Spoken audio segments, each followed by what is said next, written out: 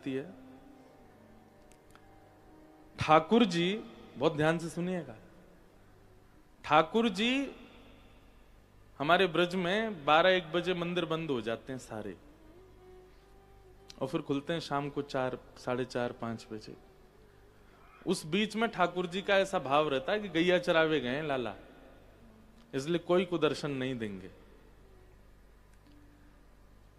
तो जैसे ही श्रीनाथ जी के गोवर्धन में 12, 12:30 बजे मंदिर बंद होते थे, ठाकुर जी तुरंत कुम्मन दास की कुटिया में चले जाते थे, और कुम्मन दास जी जो कर रहे होते थे ठाकुर जी उसमें हाथ बटाते थे। एक दिन कुम्मन दास जी अपने खेत में हल चला रहे थे, तो इतने में ही श्याम सुंदर कूदते फांदते उछलते, ए कुंभना देख मैं आगो, साक्षात भगवान छोटे से लाला बन के आ जाते। कुम्मन दास जी जैसे एक माँ, आजकल देखते हैं ना फोटोज कभी वायरल हो जाते हैं, एक अभी पुलिस महिला का हो रहा था, कभी किसी वर्किंग वुमेन का हो जाता है कि वो अपने बालक को भी गोद में रखती है, अपना काम भी कर रही होती है। ऐसे ही कुम्मन दास जी यहाँ तो धर लिए ठाकुर जी, और ठाकुर जी को गोद में लेकर के और हल चला रहे हैं, फिर वहां बीज बो रहे हैं, फिर नेक पानी डाल रहे हैं, फिर नेक हल चला रहे हैं, फिर बीज बो रहे हैं, फिर ठाकुर जी को ऐसे गोद में लेकर के, इतने में ठाकुर जी मचल गए, ना मैं मोह दो बीज में बोऊंगा। तो कुम्मन दास जी हल चला रहे हैं और ठाकुर जी ऐसे अपनी पीतांबरी में बीज भर के बीज उछालते हुए चल रहे हैं कुम्मन दास जी के साथ।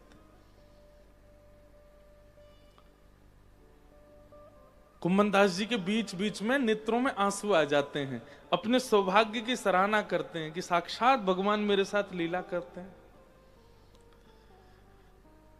लेकिन तभी शाम का समय हो गया और मंदिर के घंटे घड़ियाल बजने लगे, ठाकुर जी के उत्थापन दर्शन का समय हो गया। जैसे ही उत्थापन दर्शन का समय हुआ, घंटे घड़ियाल मंदिर में बजने लगे, ठाकुर जी तो सामने खड़े हैं कुम्मन दास जी के। तो ठाकुर जी तो खड़े हैं, कुम्मन दास जी दौड़े, अरे हाथ धोऊं पाम धोऊं, दर्शन को समय है गयो, मैं दौड़ के जाऊंगा ठाकुर जी के दर्शन करूंगा। भगवान बोले, ए कुंभना, मैं यहां खड़ा हूं तेरे सामने, मैं यहीं खड़ा हूं, तू मुझे यहीं देख ले। तू हल छोड़ के भाग रहा है, अपने कामन्य छोड़ के भाग रहा है, हाथ पामन्य धोए रहा है, कायकू, मैं तो तेरे सामने खड़ा हूं। कुम्मन दास जी बहुत सुंदर बात कहते हैं, आप यहां मेरे साथ लीला करने के लिए आते हैं, ये आपका प्रेम है, और मैं नित्य आपका दर्शन करने वहां जाता हूं, वो मेरा कर्तव्य है, वो मेरा धर्म है। अगर आप पहले तो नहीं आते थे, पहले तो मैं नित्य वहीं आपको देखने जाता था, और वहां नित्य देखने का ये मुझे फल मिला कि आप मेरे पास यहां आने लगे, तो जिस स्थान ने मुझे आपको प्रदान किया, मैं उस स्थान को कैसे छोड़ सकता हूं। और यहां आना ये आपकी रुचि है, आज आप राजी हो रहे हो मेरे से, कल कहीं नाराज हो गए और नहीं आए तो, यहां तो आप अपनी इच्छा से आ रहे हो ना, कल को मुझसे कोई गलती हो गई, अपराध हो गया, मानव हूं मैं तो गलती कर सकता हूं, कहीं आप नाराज होकर के कल नहीं आए, यहां ना आना ये आपकी इच्छा, यहां आना यह भी आपकी इच्छा, पर मंदिर में दर्शन नित्य देना यह आपकी इच्छा नहीं है। वहां तो आपको गुरुजनों ने बैठा रखा है, वहां तो आपको, जिससे आप नाराज हो जिससे राजी हो, सबको मिलना पड़ेगा आपको, आप किसी के लिए कपाट बंद नहीं करवाओगे अपने, इसलिए मंदिर दर्शन नहीं छोड़ूंगा मैं। ठाकुर जी खड़े हैं खेत में और कुम्मन दास जी भाग रहे हैं मंदिर में। कैसा निष्काम प्रेम है ठाकुर जी के प्रति, इसको कहते हैं धर्म।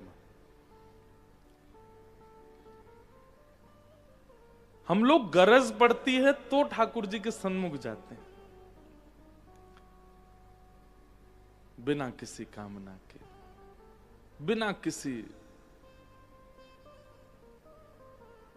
अन्य स्थिति के, भगवत स्मृति। धर्मस्य यापवर्गस्य नार्थोऽर्थायोपकल्पते, नार्थस्य धर्मैकान्तस्य कामो लाभाय स्मृतः।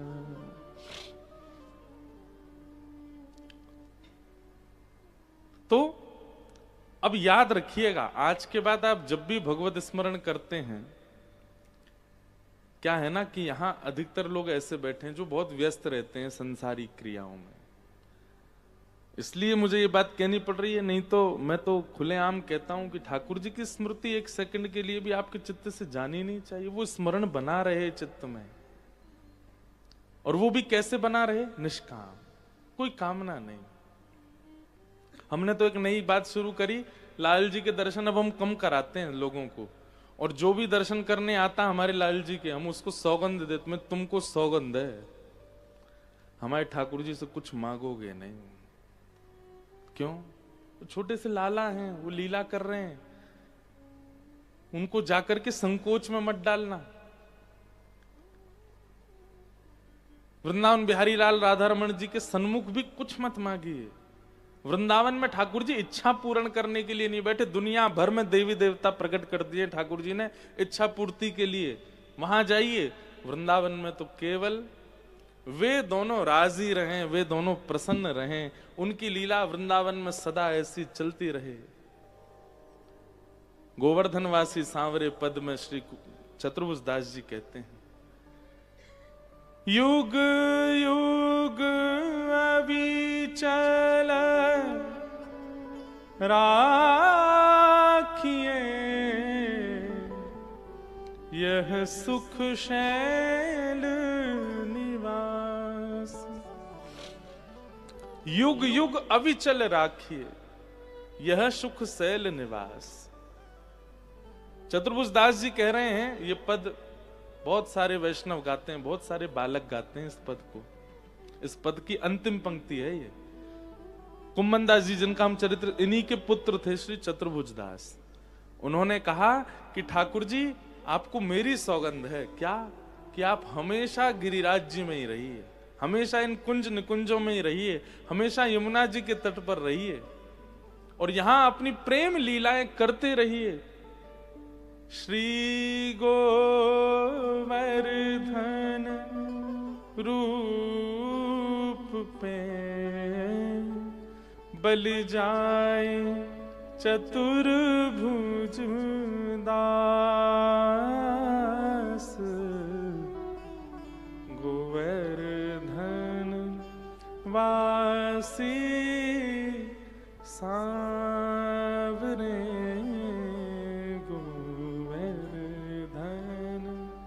वासी सांवरे। लाल तुम बिन रयो न जाए रे, गोवर्धन वासी। क्यों मना किया जाता है कि गिरिराज जी को गोवर्धन से लेके मत आओ? कई लोग मना करते हैं ब्रज की रज को भी लेकर के कहीं बाहर नहीं जाना चाहिए वृंदावन से। क्यों? क्योंकि वृंदावन की जितनी भी सामग्री हैं वो हमारे आपके लिए है ही नहीं, वो ठाकुर जी की लीला के लिए है। ये तो सौभाग्य है हमारा कि हमको वहां प्रवेश मिल जाता है, हमारा वहां जन्म हो जा रहा है, हम वहां कभी भी चले जाते हैं। लेकिन वहां की सामग्री ठाकुर जी की प्रसन्नता के लिए प्रकट हुई है, उसको आप अपने उपयोगों के लिए मत ले जाइए। लेकिन रज के लिए मैं ऐसी भावना रखता हूं, देखो गिरिराज जी तो नहीं ले जाने चाहिए, पर रज आप नहीं भी लेके आओगे, वृंदावन जाके लौट के आओगे, आपके शरीर के वस्त्रों में ना जाने कितने वृंदावन के कण आ जाएंगे, वो तो आएंगे आपके साथ। अगर रज लाते भी हैं वृंदावन की, तो ऐसे नहीं कहीं पड़ी हैं पुड़ियाओं में, कहीं पन्नी में धरी हैं, कहीं कोने में। लाओ तो बहुत ससम्मान लेकर के आओ, तो आप ला सकते हैं। जैसे ठाकुर जी को घर में विराजमान करते ऐसी रज विराजमान करो, तो आप वृंदावन की रज ला सकते हैं, नहीं तो नहीं। मैंने एक दो कथाओं में बताया है कि अभी बीते कुछ महीने पहले मैं ऑस्ट्रेलिया गया, तो वहां कई सारे युवा बालक मिलने आते थे, पढ़ाई के लिए जो गए हैं, सब अपने अपने बात प्रश्न करते। एक बालक आया, बोले मुझे कुछ नहीं चाहिए, बस मेरे ठाकुर जी का आप दर्शन कर लो। मैंने कहा कितनी दूर है तुम्हारा घर? बोले घर तो दूर है, मुझे पता थी आप नहीं जाओगे, इसलिए मैं चित्र में ही कराना चाहता हूं दर्शन। मैंने हाँ चित्र में करा। तो उसने जब चित्र दिखाया तो मैं देख करके आश्चर्यचकित हो गया। एक सुंदर सा घड़ा और उस घड़े को ही वस्त्र पहना रखें, घड़े को ही नेत्र पधरा रखें, घड़े के ऊपर ही चंदन से नासिका, मुखमंडल आदि सब बना, बहुत सुंदर। और उस घड़े के पास में ही एक सफेद कपड़ा है, उस पर 2 पैरों के निशान हैं। बोले ये मेरे सर्वस्व ठाकुर जी हैं। मैंने कि भाई ये कैसे ठाकुर जी तुम्हारे? बोले महाराज जी ये जो घड़ा है ना, इसमें वृंदावन की रज है, तो वृंदावन में ठाकुर जी के श्री चरणों का स्पर्श प्राप्त है। तो मैं युगल सरकार की सेवा तो यहां नहीं लाया हूं, रज की सेवा लाया। वो रज में ही मैं श्रृंगार करता हूं, उन्हीं को प्रिया प्रियतम मानता हूं। वृंदावन की रज में कुछ कण श्याम वर्ण के हैं, कुछ कण गौर वर्ण के हैं। तो गौर वर्ण वाली हमारी किशोरी जी हैं, श्याम वर्ण वाले हमारे ठाकुर जी हैं, उन्हीं का श्रृंगार आदि करके पधराता हूं। और बगल में जो ये महाराज जी सफेद कपड़े पर जो चरण चिन्ह है, ये मेरे माता पिता के। मैं नित्य दूर रहता हूं माता पिता से, तो इन्हीं को प्रणाम करता हूं। उसके भाव देख करके सुन करके मैं इतना आनंदित हो गया। मैंने कहा भाई एक काम कर, तू मुझे ले ही चल, मुझे दर्शन कराओ, ऐसे ठाकुर जी के तो करने। भावना सबके चित्त में प्रकट नहीं होती, लिख लीजिएगा, उसी के चित्त में प्रकट होंगे भाव जिसको श्री जी स्वीकार कर चुकी होंगी। आप केवल अपने स्थिति में स्थिर हो, गुरुजनों ने जितना बताया केवल उतना ही कर पा रहे हो, ठीक है, ठाकुर जी आपको देख के मुस्कुराते हैं, पर नित्य आपके चिंतन में कोई ना कोई भाव प्रकट होता रहता है, कोई ना कोई लीला प्रकट होती रहती है, कुछ ना कुछ चिंतन पॉजिटिव वे में प्रकट होता रहता है। तो आप ये बात विश्वास मान करके स्वीकार कर लीजिए, श्री जी आपको याद करती हैं, तभी आपके चित्त में वो भाव प्रकट होता है, नहीं तो नहीं हो सकता। तो भैया हमारे वृंदावन के ठाकुर थे, कछु मत मांगो, क्योंकि वृंदावन में तो ठाकुर जी लीला के लिए विराज रहे हैं, उनकी लीला में कोई और भाव नहीं। मुक्त। हम 4 बातों का ध्यान रखते हैं, धर्म, अर्थ, काम और मोक्ष। पर इन चारों का ध्यान रखते रखते हम पंचम पुरुषार्थ को भूल जाते हैं। और वो पंचम पुरुषार्थ क्या है? अगर पंचम पुरुषार्थ का ध्यान रखा जाएगा तो इन 4 पुरुषार्थों पर आपकी दृष्टि नहीं जाएगी। वो पंचम परिपूर्ण है। अगर उस स्थिति में आप चले गए तो इन चारों में आप गौड़ रहोगे, इनका चिंतन ही नहीं करोगे। और पंचम पुरुषार्थ का क्या नाम है? प्रेम। प्रेम। आप स्वयं विचार करके देखिए, क्या आज तक आपने अपने कर्तव्यों में, अपने जो भी आपका प्रोफेशन है उसमें प्रेम का चिंतन करके कुछ किया? नहीं।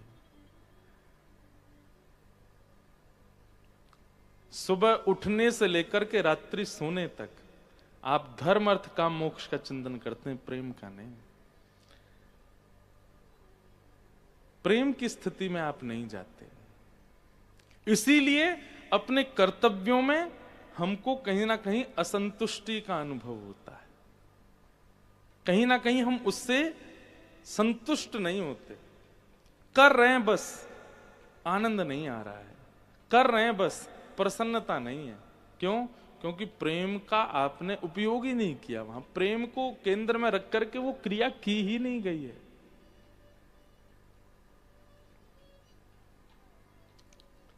प्रेम, उसका चिंतन करके एक दिन का भी आप अपना क्रम करके देखिए। आप अपनी जॉब ही सही, जो भी है वह भी, अपना बिजनेस सही, जो कुछ भी आप करते हैं दिनचर्या में, एक दिन बस प्रेम का चिंतन करके, बस प्रेम है, बस प्रेम है, प्रेम का चिंतन करके आप अपनी क्रिया में जब जाएंगे, उस दिन को आप कभी नहीं भूलोगे। वो आपके सदा चिंतन में रहने वाला साल भर का सबसे उचित और सबसे उत्तम दिन हो जाएगा वो। क्यों? प्रेम प्रधान था उस क्रिया में।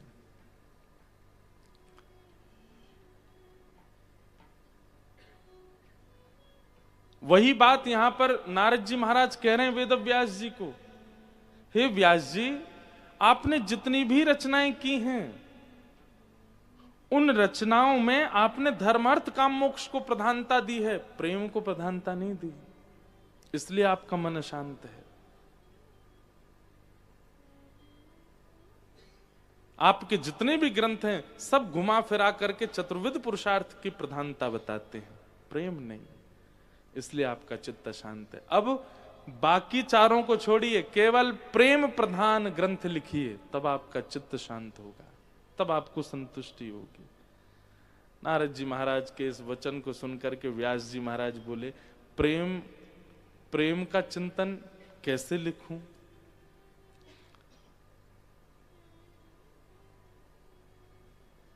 तब नारद जी महाराज ने उनको उपक्रम बताया प्रेम में जाने का। क्या?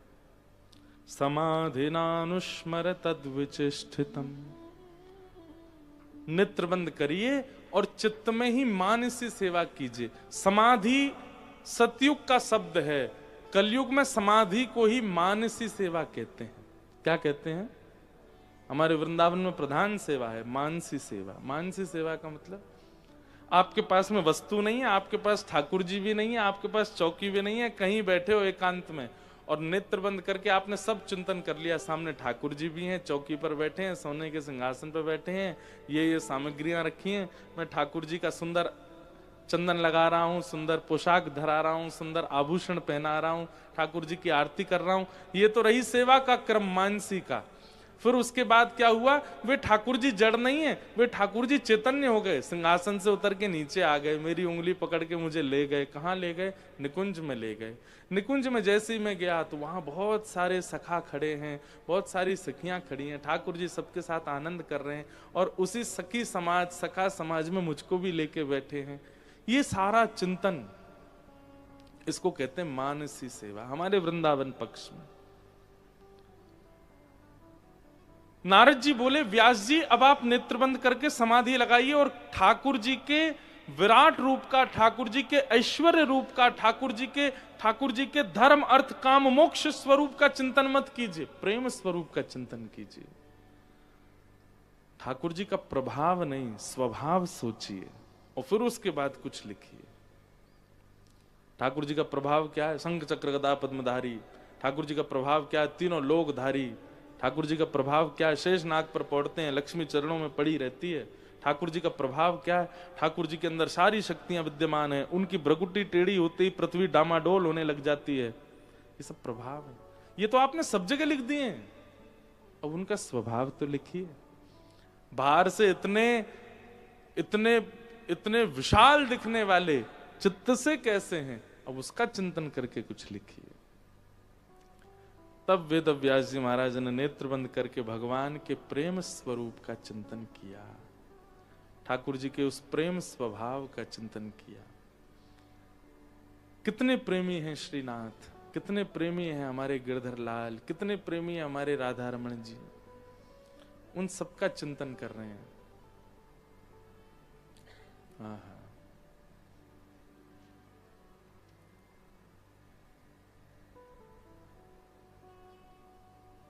वेद व्यास जी महाराज ने उस प्रेम स्वरूप का चिंतन किया।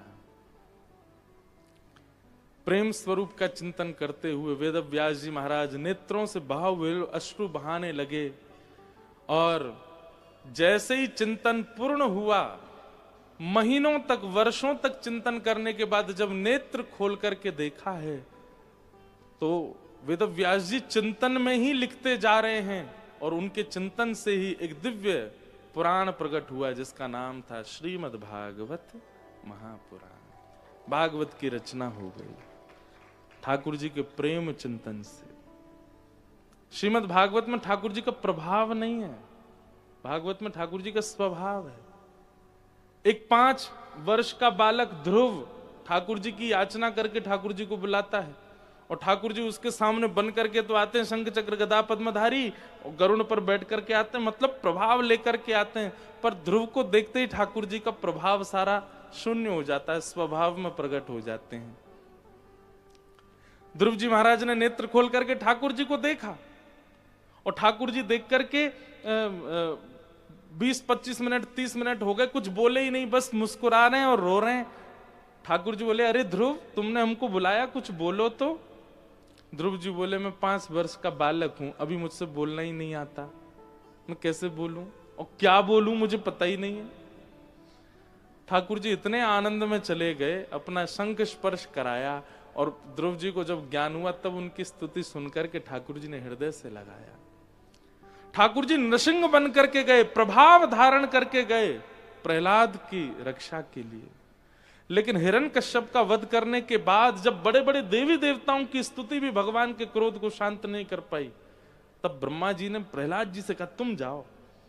प्रहलाद जी को जैसे ही ठाकुर जी ने देखा, 2 शब्द प्रहलाद ने कहे कि ठाकुर जी तो बिल्कुल भाव विह्वल हो गए, दौड़ के गए, प्रहलाद को गोद में लेके अंक में भर लिया, अपनी जीभ से चाटने लगे, उसके सिर पर हाथ फेरने लगे। ठाकुर जी के प्रभाव को गौड़ करके स्वभाव प्रकट करने वाले चरित्र जहां हैं वो है भागवत। यहां ठाकुर जी का प्रेम प्रधान बताया जाता है। वामन बन के गए थे, कहां? बलि के यहां। 3 पग जमीन मांगने के लिए भगवान ने वरदान लिया, और जैसे ही बलि ने 3 पग जमीन देने का वरदान दिया, विराट हो गए। 2 पग से तीनों लोक नाप लिए ठाकुर जी ने। तीसरा पग कहां रखूं बलि, मुझे बता, और अगर तूने नहीं बताया तो तुझे नरक भेज दूंगा मैं। बलि बोला, तीनों लोक का स्वामी मैं, आपने मेरा खजाना, आपने मेरी संपत्ति को अपना 2 पग से बना लिया, अब तीसरा पग इस संपत्ति के स्वामी के सिर पर रख दीजिए। भगवान तुरंत छोटे हो गए, प्रभाव स्वभाव में परिवर्तित हो गया। बोले वाह, हम तो तुझे छलने आए थे, पर तेरी भक्ति ने हमें बता तू क्या चाहिए तुझे, कितनी अच्छी बात कही तूने, तीसरा पग मेरे सिर पर रख दीजिए। बलि कहते हैं, बोले कि बस एक ही वरदान दे दो, जब जब मैं अपने महल से बाहर जाऊं और जब जब बाहर से भीतर आऊं तब तब आपका दर्शन हो। भगवान बोले सीधे बोल, तेरे द्वारपाल बन जाएं हम। बलि बोला जो आप उचित समझो। ठाकुर जी शंख चक्र लेकर के बलि के द्वार पर खड़े हो गए।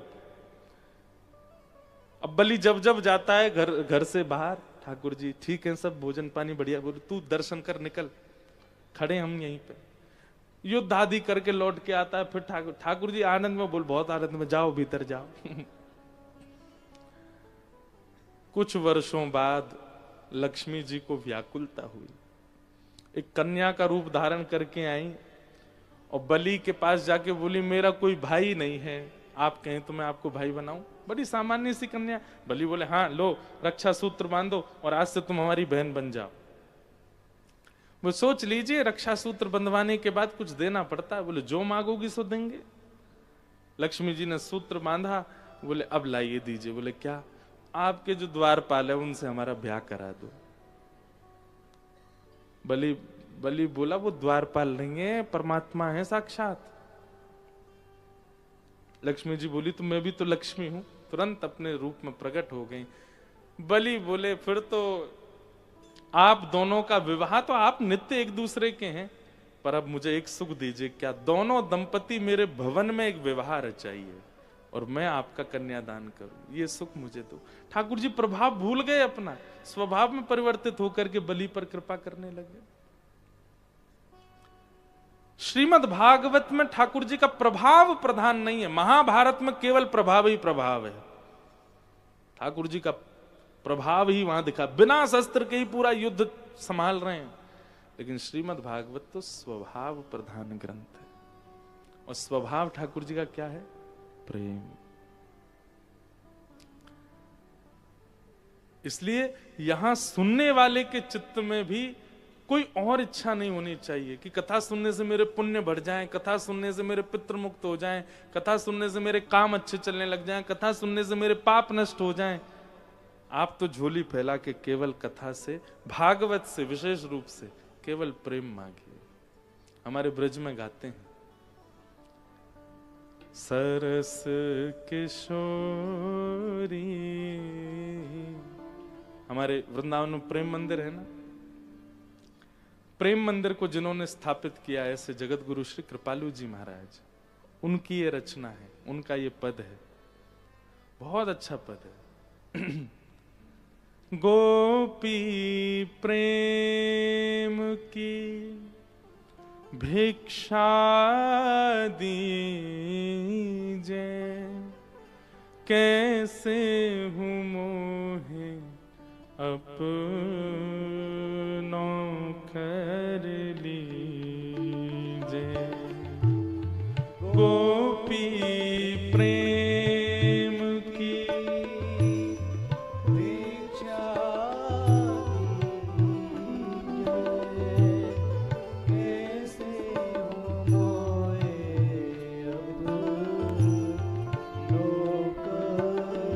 अगली बार वृंदावन जाइएगा, ब्रजवासी की एक बात मान के जाइएगा। अपने प्रिय स्थान पर जाकर के अपने ठाकुर के सामने खड़े होके बाकायदा बिल्कुल शर्म मत करना, ऐसे झोली फैलाना और ठाकुर जी से मनी मन कहना, हे नाथ हमें प्रेमी बना दो, हमें सरल बना दो, हमें सहज बना दो। हम बड़े बड़े कुटाट हैं हम अंदर से, बड़े क्रूर हैं हम अंदर से, हमारे हृदय को प्रेमी बना दो नाथ।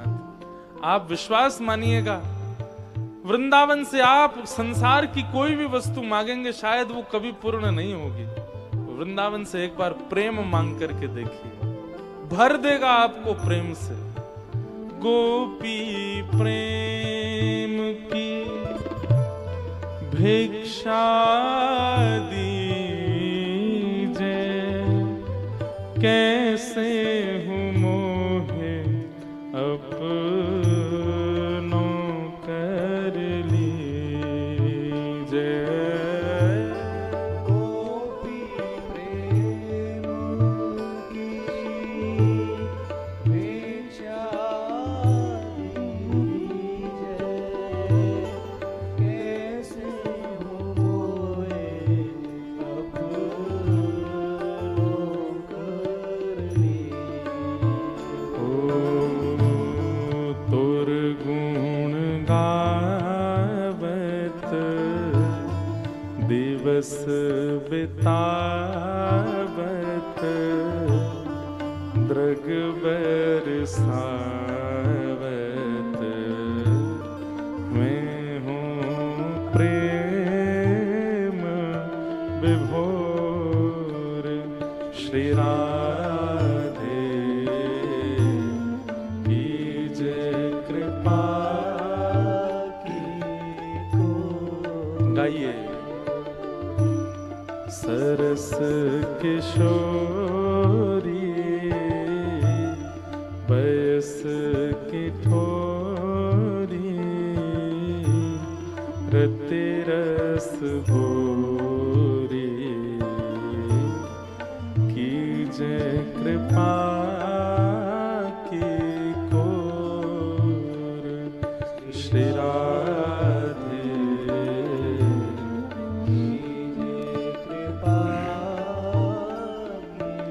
एक एक शब्द इतना सुंदर है। वृंदावन में जाकर के अगर याचना की स्थिति आपकी नहीं जा रही है, आप याचना करना ही चाहते हो, तो ये याचना कीजिए। क्या? साधनहीन दीन में राधे, तुम करुणामयी प्रेम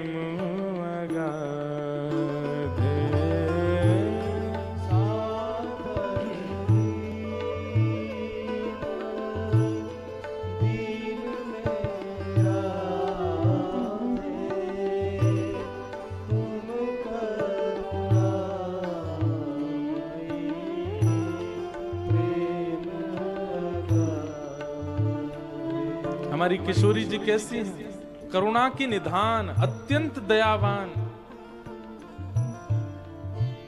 एक बात सुनिएगा,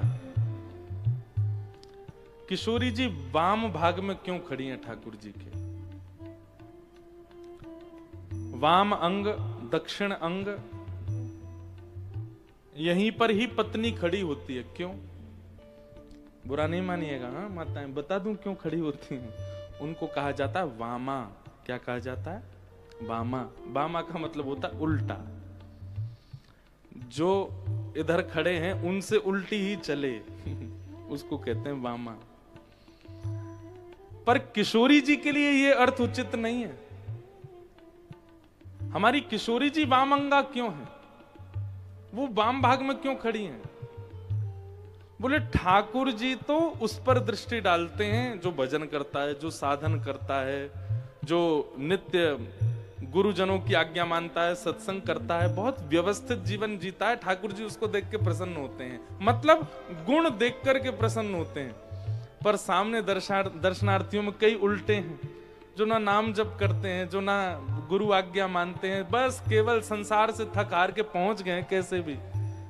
उन वामाओं को जो अपनी दृष्टि से देख करके ठाकुर जी को कहती हैं इन पर कृपा करो, इसलिए वाम अंगा है किशोरी जी, इसलिए वाम भाग में खड़ी, बहुत कृपालु, बहुत दयालु। हमारी श्यामाजू उन पर दृष्टि डालती हैं जो, लेकिन हाँ इसमें यह मत सोच लीजिएगा कि आप सारे गलत काम करते हैं, पर गलत काम करते हुए वृंदावन जाते हैं तो आप, महाराज जी कह रहे थे, उल्टे लोगों पर किशोरी जी दृष्टि रखती हैं। जो पड़े ही हुए हैं उस स्थिति में उन पर किशोरी जी दृष्टि करती हैं, पर किस भाव से करती हैं कि ये सुधर जाए। पर जो पहले से बहुत गलत था लेकिन अब कैसे भी करके बस रोता बिलखता सामने आ गया, ठाकुर जी अब भी उसको नहीं देख रहे हैं, इसने बहुत पाप किए हैं जीवन में, अब आया मेरी शरण में, अब कैसे स्वीकार करूं इसको। उस बामा को पकड़ करके या फिर ठाकुर जी को पकड़ करके उसके हाथ में दे, नहीं इस पर कृपा करो, ये बहुत दयालु, बहुत बेचारा, जो भी किया इसने जीवन में सब नजरअंदाज कर, इसलिए किशोरी जी वाम अंगा है। तुम करुणा प्रेम अगाधे, तुम करुणा, मैं किसके द्वार जाऊं हे श्यामाजू, काके द्वारे जाए पुकारे, कौन निहारे, दीन दुखी के ओर, शिरारे कीजे कृपा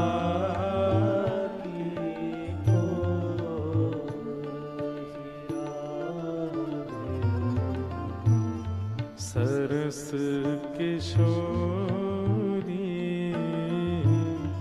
बयस की थोरी,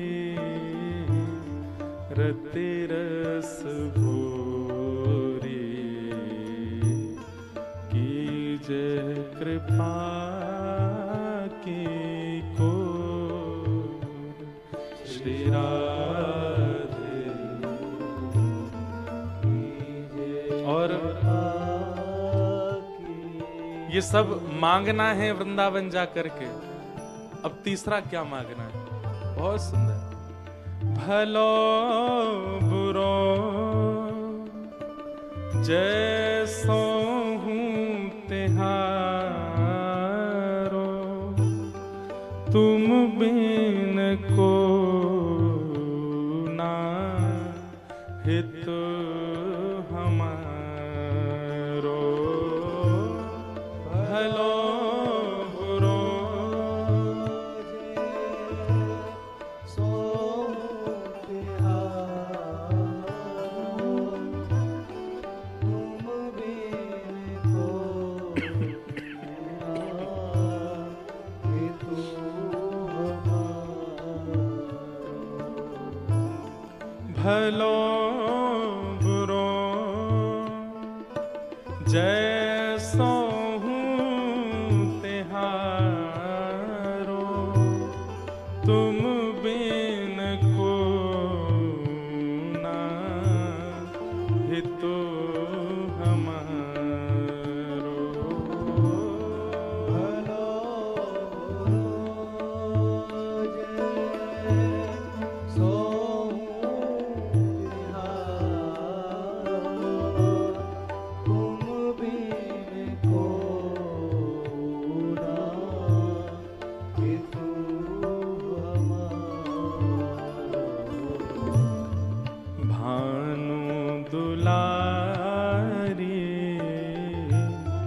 जैसो लो हमारी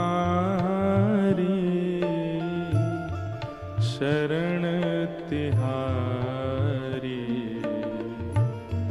हो पतितन सिर मोर, श्री राधे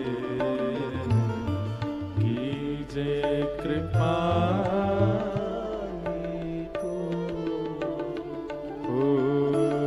सरस किशोरी, बयस की थोरी,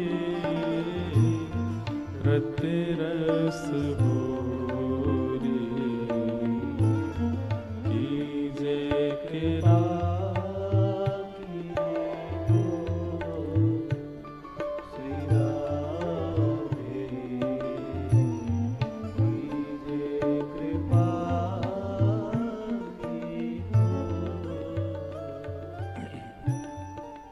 प्रेम